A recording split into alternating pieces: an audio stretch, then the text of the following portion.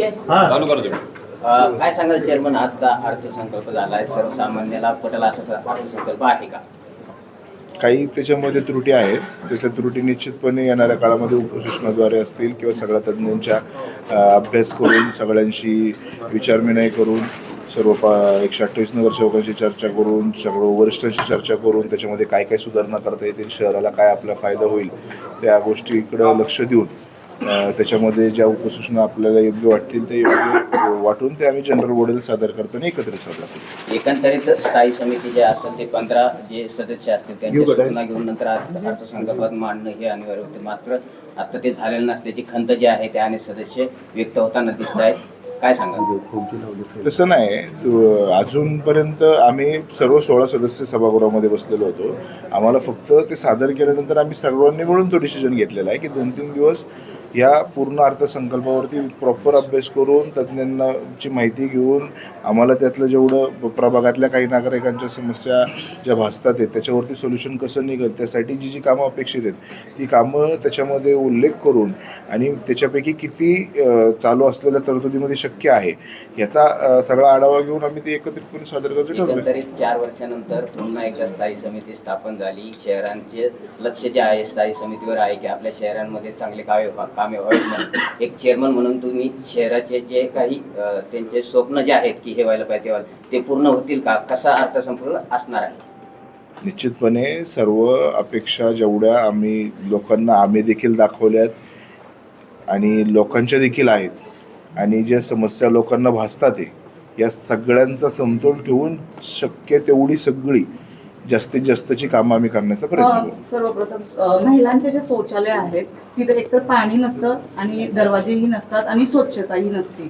त्याबद्दल काय म्हणजे काही योजना काढल्यात का? काही आरोग्यासाठी काही महिला किंवा जेंट्स भरणार आहात का यासाठी? पुढच्या 1-1.5 महिन्यामध्ये तुम्हाला निश्चित त्याच्यामध्ये बदल दिसेल.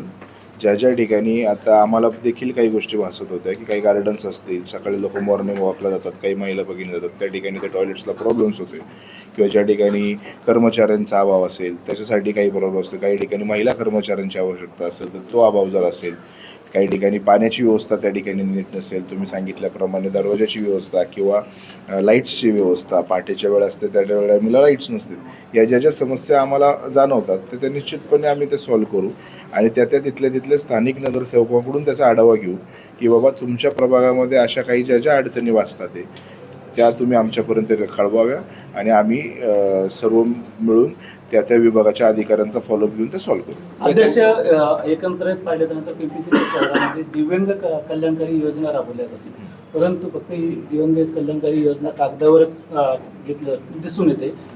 ज्या लाभार्थ्यांनी अर्ज केलेले असतात, हजारो फॉर्म या पिंपरी चिंचवड महापालिकेच्या क्षेत्रीय कार्यालयात आलेले, मात्र याच्याकडं अधिकाऱ्यांकडून आर्थिक पैशाची मागणी केल्या जाते आणि तरच तो फॉर्म अर्ज किंवा एखाद्या एजंटच्या मार्फत जर आला तरच तो अर्ज नाही का मंजूर केला जातो. अशावरती आपण काही असे काही भ्रष्ट अधिकारी त्यांच्यावरती काय अंकुश ठेवण्याचा प्रयत्न करणार? कालपर्यंत जेवढे आपल्या शहरामध्ये दिव्यांग आहेत त्यांना आपली पिंपरी चिंचवड महानगरपालिका ही आर्थिक दर महिन्याला एक ठराविक रक्कम त्यांना एक चांगल्या भूमिकेने आजपर्यंत देत आलेली आहे. त्या कारणास्तव इतर महापालिकेमध्ये ती सुविधा कितपत आहे याचं आपण सांगू शकत नाही, परंतु आपल्या शहरातल्या दिव्यांगांसाठी चांगल्या पद्धतीने हे व्हावं ह्यासाठी आहे. तर ती वाढली पाहिजे, हे तुमचं जे मत आहे की ती वाढली पाहिजे.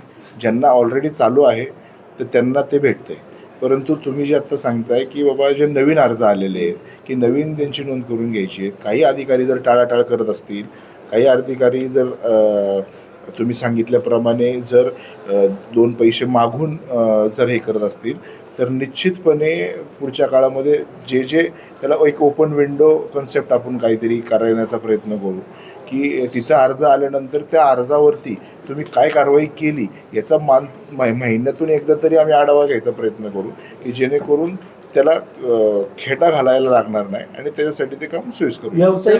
व्यावसायिक आर्थिक सहाय्यासाठी हा अर्ज आलेले आहे, त्यामध्ये ही मागणी होती पैशाची.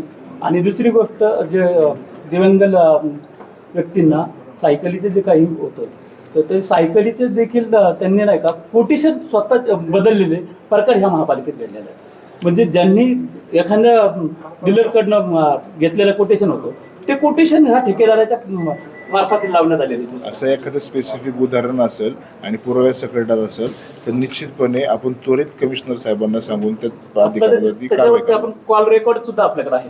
जे तुम्हाला वाटेल ना ते लेखी स्वरूपात व्हिडिओ स्वरूपात तुमच्याकडे जे असेल तर तुमच्या सर्वांसोबत आम्ही देखील कमिशनर साहेबांना ते सूचना करून एकत्रितपणे आपण सॉल्व्ह करू. प्रशासन काळामध्ये काही बोगस म्हणजे ठेकेदारांमार्फत काही बोगस दिव्यांग पण दाखवले गेलेले आहेत आणि त्या दिव्यांगाच्या बोगस ठेकेदारांना काही ठेके मिळालेले आहेत. त्या संदर्भाने आपण काय भूमिका केली? बोगस असतील तर ते आपण काढून घेऊ.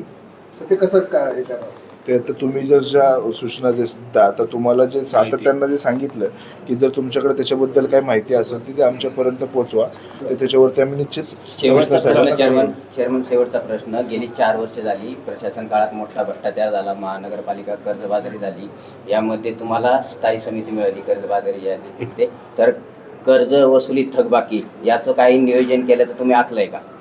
मुळात त्यांना आपली महापालिका कर्जबाजारी नाही हे पहिलं सर्वांनी ज्ञात असावं की महापालिकेवरती चालू वर्षामधलं 353 कोटीचं कर्ज आहे. चालू वर्षामध्ये जरी तरतूद नसली तरी ठीक आहे की मागचे जे काही महत्त्वाकांक्षी प्रकल्प होते ते प्रकल्प होण्यासाठी आम्हाला ते ह्यावर्षी काही कमी प्रमाणात नवीन कामं काढता येतील. पण नवीन कामं जरी काढता नाही आली पण दैनंदिन जीवनामध्ये जी आवश्यक असलेल्या गोष्टी आहेत ती आवश्यक असलेली कामं आहेत ती निश्चित त्या कामांसाठी कशी तरतूद करता येईल. आणि नवीन एखादा प्रकल्प राबवत असताना असे काहीतरी नवीन प्रकल्प एखाद्या एरियात आम्ही राबवला तर त्या एरियामधले बिल्डर असतील किंवा बांधकाम व्यावसायिक असतील किंवा रहिवासी तिथं वाढणार असतील, कमर्शियल झोन वाढणार असेल तर त्यांच्यापासून आपल्याला ॲटोमॅटिक उत्पन्न वाढेल आणि वाढलेलं उत्पन्न आपल्याला विकास कामासाठी वापरता येईल आणि झालेलं दायित्वासाठी फेडता येईल. नाही तो प्रश्न नाही आहे. प्रश्न असा आहे की कर्जबाजारी तुम्ही म्हणलात की नाही आहे, परंतु ज्या कंपन्या आहेत अनेक कंपन्या आहेत त्यांनी आत्तापर्यंत जे थकबाकी आहे थकबाकी भरलेलं नाही ह्याच्यासाठी काय तुमचं नियोजन असणार आहे का हा प्रश्न पेश. थकबाकी तर निश्चितपणे ज्याची आहे तर त्यांच्याकडून तर ती महापालिका स्तरावरती ती वसूल केली जाईल. लाखो सर, एक मला शेवटचा एक प्रश्न. मिनिट लाखो लाखो आंबेडकरी समाजाचा आवाज बनून कुणाल भाऊंनी सभागृहामध्ये माता रमाईचा स्मारकाचा विषय घेतला होता. ते तुमच्या कार्यकाळामध्ये आता हे स्मारकाचा विषय मार्गी लागणार का? आमचे RPIचे जे शहर अध्यक्ष आहेत ते आमचे पहिल्यापासूनचे मित्र आहेत आणि ते चळवळीतून आलेले आहेत. चळवळीतून आलेल्या व्यक्तीला भारतीय जनता पार्टीनी आणि RPI गटाने जो न्याय दिलेला आहे आज ते सभागृहामध्ये एक RPIचा समाजाचा आवाज म्हणून उभे आहेत आणि ते एकटे आवाज नाही आहेत तर आम्ही सर्व 128 नगरसेवक म्हणजे आमचे बाबासाहेब असतील, आमचे दंतरगुळे साहेब असतील व मी असेल स्वतः असं कुठलं हे नाही की बाबा समाजाचाच सर्व समाजाचे आम्ही सर्व लोक आज त्या माता रमाईंच्या स्मारकासाठी अग्रेसर आहोत.